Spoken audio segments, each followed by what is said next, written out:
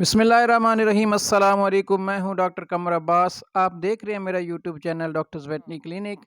आज मैं आपको जानवरों में बीट पल्प चुकंदर का जो पल्प का साइलेज है वो कैसे इस्तेमाल करते हैं उसका मुकम्मल तरीका बताऊंगा।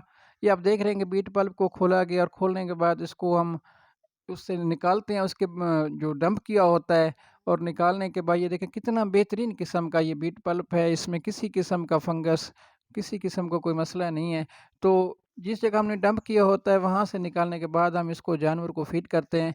और जानवर को फीड करने का बेहतरीन तरीका है कि आपने इसको तूड़ी के अंदर, साइलेज के अंदर, चारे के अंदर मिक्स करके इस्तेमाल करना है। आपने कभी भी इस पल्प को जैसे ही आपने निकाला वैसे इस्तेमाल नहीं करना। उसका नुकसान ये होता है कि जानवर में इंडाइजेशन के मसले आते हैं, आपके जानवर को डायरिया लग जाता है, वाल लग जाती है, मूक लग जाती है।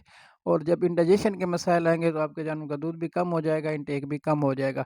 तो ये बेहतर तरीका जो है जानवर को साइलेज, चुकंदर का साइलेज इस्तेमाल करने का, कि आप उसको तूड़ी के अंदर मिक्स करें, चारे के अंदर मिक्स करें, जो भी आपके अंदर चारा है। आप साइलेज इस्तेमाल करें तो साइलेज के अंदर भी मिक्स कर सकते हैं। तो ये लम्प्स की फॉर्म में होता है। पहले हम उसको ब्रेक करते हैं और उसके बाद तूड़ी के अंदर अच्छे तरीके से मिक्स करते हैं। जब तूड़ी के अंदर अच्छे तरीके से मिक्स करेंगे तो जानवर का जो इंटेक है वो भी बेहतर हो जाएगा।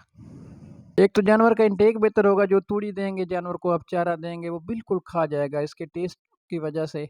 और वैसे भी जानवर में इंडाइजेशन के मसाइल कम हो जाते हैं। तो ये देखिए जानवर कितने बेहतर तरीके से खा रहे हैं।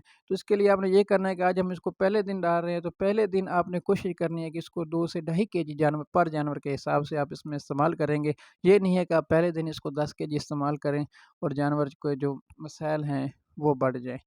तो आप जानवर के हिसाब से इसको आहिस्ता-आहिस्ता हम बढ़ाते जाएँगे। और इंशाल्लाह इसके इस्तेमाल से आपको सेकंड दिन ही, दूसरे दिन ही आपके जानवर को जो दूध है उसमें इज़ाफ़ा आपको महसूस हो जाएगा, और एटलीस्ट 1 डेढ़ केजी के आपके जानवर के अंदर इंशाल्लाह दूध बढ़ जाएगा।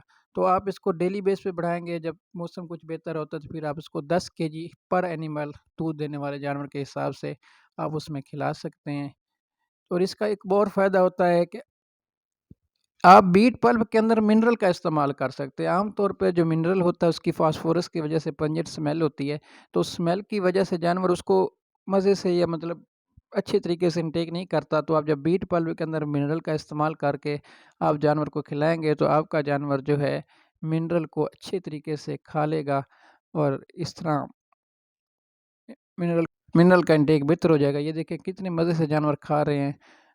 और आज की वीडियो बड़ी इन्फॉर्मेटिव है कि आपको हमने बताया कि बीट पल्प को कैसे खिलाना है। तो मज़ीद अच्छी वीडियो देखने के लिए, अपने जानवर के बारे में मालूमात के लिए मेरे चैनल को सब्सक्राइब भी करें, लाइक भी करें, और अच्छी डेयरी फार्मर के लिए अपने दोस्तों के साथ शेयर करें ताकि ये मुफीद मालूमात आप तक पहुंचती रहे। अस्सलामु अलैकुम।